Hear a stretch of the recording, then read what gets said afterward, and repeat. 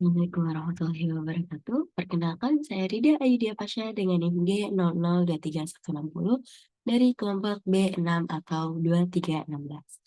Kali ini saya akan menyampaikan laporan praktikum anatomi blok 1.2 mengenai artikulasio genu, plexus brachialis, dan juga regiodorsum. Sebelumnya, izinkan saya untuk share screen mengenai materi yang akan saya sampaikan. Nah, yaitu materi artikulasio genu, plexus brachialis, dan juga regiodorsum. Pada artikulasio genu, saya akan membahas ACL injury. ACL atau anterior cruciatum ligament adalah ACL injury ada kondisi klinis di mana terjadinya cedera pada ACL, yaitu ligamentum cruciatum anterius yang menyebabkan tungkai pada bagian bawah dapat digeser seperti halnya laci. Nah, os-os atau tulang-tulang yang membentuk ACL ini ada dua, yaitu os femur atau tulang paha dan os tibia atau tulang kering. Selanjutnya, ligamentum pembentuk ACL ini. Ada ligamentum meniscofemorale posterius, ligamentum collaterale tibiale, ligamentum popliteum obliquum, ligamentum cruciatum posterius, ligamentum cruciatum anterius, dan juga ligamentum collaterale fibulare. Di sini ada otot dan tendon ototnya.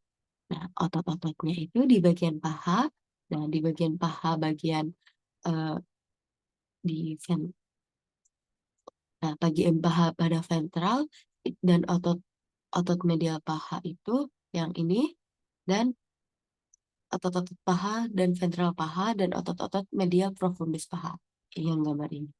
Nah, otot dan tendonnya itu yang eh, terkait sama ACL itu si musculus quadriceps femoris. Ada musculus rectus femoris, musculus vastus lateralis, musculus vastus medialis, dan musculus vastus intermedius.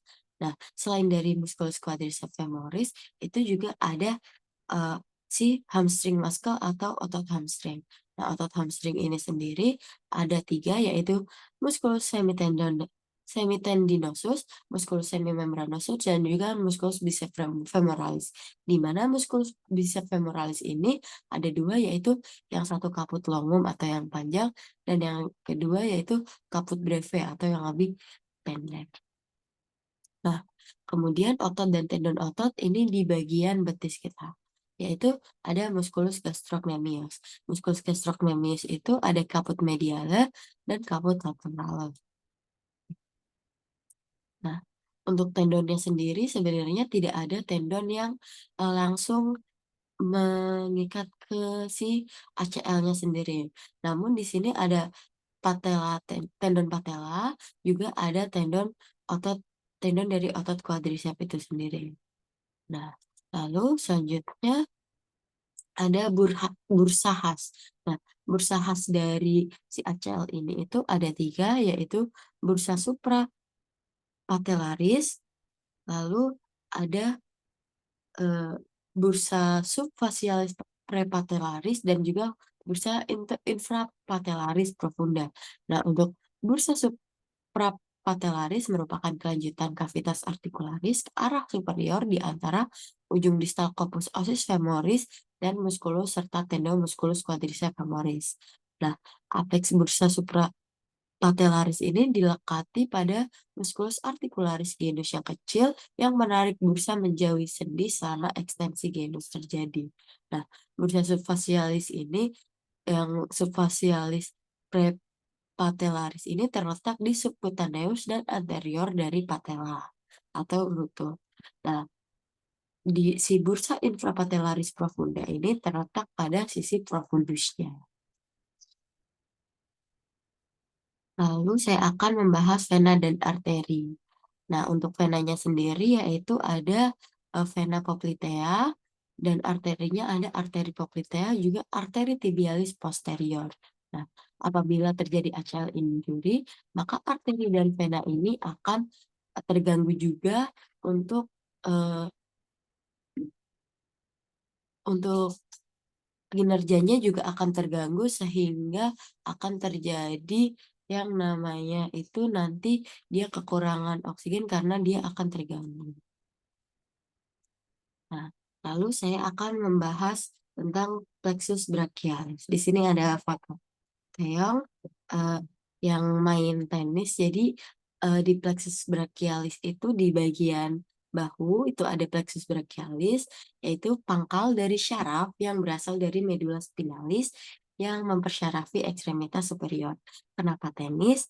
Karena buat gerakin otot kayak di olahraga tenis kan kita harus gerakin otot tangan tuh. Nah, jadi buat bikin suatu gerakan tuh butuh koordinasi antara tulang, otot, sama nervus. Nah, si plexus brachialis ini sebagai si pangkal dari nervus-nervusnya itu. Nah, aku nggak bakal bahas tentang otot dan tulang di sini, tapi aku bakal bahas plexusnya aja. Nah, plexus brachialis sendiri itu terletak di leher dan dada. Dia ini mengontrol pergerakan otot ekstremitas atas, termasuk bahu, lengan, dan tangan. Nah, plexus brachialis ini juga berfungsi menghantarkan rasangan dari kulit dan jaringan ke di ekstremitas ke otak. Nah, di sini itu ada bagian-bagiannya. Jadi si eh, plexus brachialis itu dibagi menjadi 5 bagian. Yang pertama itu yang warna ungu itu sebagai ramus atau roots, yaitu cabang pertama dari nervus spinalis yang terdiri dari C5, C6, C7, C8, dan T1 yang nantinya membentuk trunkus atau yang berwarna orange.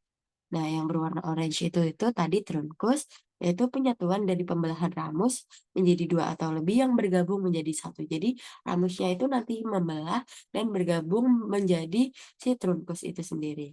Ada 3 trunkus, yaitu trunkus superior yang terbentuk dari C5 dan C6, medial trunkus dari C7, dan inferior trunkus dari C8 dan T1.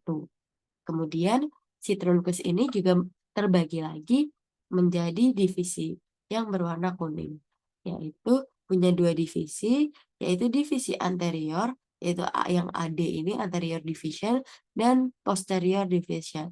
Nah, divisi anterior itu dari C5 dan C7, sedangkan divisi posterior sendiri dari C8 dan T1. Nah, untuk C6 ini nanti ada yang membentuk posterior dan anterior. Lalu dari divisi ini bakal menyatu lagi membentuk korda. Itu pembagian dari divisi di mana plexus brachialis punya 3 korda, yaitu korda lateral, korda posterior, dan juga korda medial. Yang mereka ini bakal ngebentuk jadi cabang dari nervus. Kemudian ada muskuli-muskulinya. Jadi di sini ada muskuli deltoideus, muskuli pectoralis mayor, musculus biceps musculus brachialis, musculus pronator teres, dan musculus triceps brachii. Nah, nervus-nervus yang keluar di scapularis itu kayak nervus scapularis itu menginervasi otot supraspinatus sama infraspinatus. Untuk nervus axillaris menginervasi otot deltoideus dan teres minor. Untuk musculus musculoconateus bisa itu menginervasi bisa brachii, otot brachialis dan coracobrachialis, dan ada nervus radialis yang menginervasi otot extensor tangan dan otot flexor tangan juga otot intraserus. Nah, yang terakhir saya akan membahas muskuli pada origodorsum. Nah, di muskuli origodorsum ini ada 5 otot, yaitu 6 otot, maaf, benar 5 otot, maaf, yaitu ada musculus trapezius, ada musculus rhomboideus minor, musculus rhomboideus major, musculus levator scapulae, dan juga musculus latissimus dorsi. Nah, ini tuh topik ketiga ya teman-teman. Nah, untuk muskuli origo dan insersionya akan saya bahas juga. Nah, muskuli trapezius itu berorigo di protuberantia occipitalis externa dan juga processus spinosus, VC7, dan semua VT yang berinsersio di clavicula, spina scapula, dan acromion. Lalu ada musculus latissimus dorsi yang berorigo di processus spinosus VT7 sampai 12, spina iliaca, dan 4 fossa bagian bawah dan berinsersio di sulcus intertubercularis minori. Nah, kemudian ada musculus rhomboides mayor yang berorigo di processus spinosus VT2 sampai 5 dan berinsertio di margo medialis scapulae. Lalu ada musculus rhomboides minor yang berorigo di processus spinosus VC7 dan VT1 dan berinsertio di margo medialis scapulae. Dan yang terakhir ada musculus levator scapulae yang berorigo di processus transversus VC1 sampai 4 dan berinsertio di margo medialis scapulae atau angulus superior. Nah, yang kemudian dari musculus deltoideus ini dapat menyebabkan yang namanya wing scapula atau terjadinya kelainan pada os scapulae yang disebabkan oleh lesi atau cedera pada nervus thoracalis longus. Nah, pada pasien yang punya skapula bersayap atau winged scapula ini di bagian medial atau dalam beberapa kasus di bagian lateral, itu skapulanya itu tampak lebih menonjol daripada yang normalnya. Nah, sesuai sama namanya, kondisi ini bisa nimbulin penampakan di mana kita kayak punya sayap gitu. Nah, posisi tulang belikat yang nggak normal ini bisa nyebabin banyak gangguan fungsi fisik kayak nyeri, penurunan kekuatan, dan juga gangguan rentang gerak. Rentang gerak yang paling sering terkena adalah abduksi dan fleksi ekstremitas atas yang terkena. Baik, eh, cukup penjelasan 3 topik dari saya. Terima kasih, mohon maaf apabila ada salah penyampaian dan salah-salah kata. Terima kasih, wassalamualaikum warahmatullahi wabarakatuh.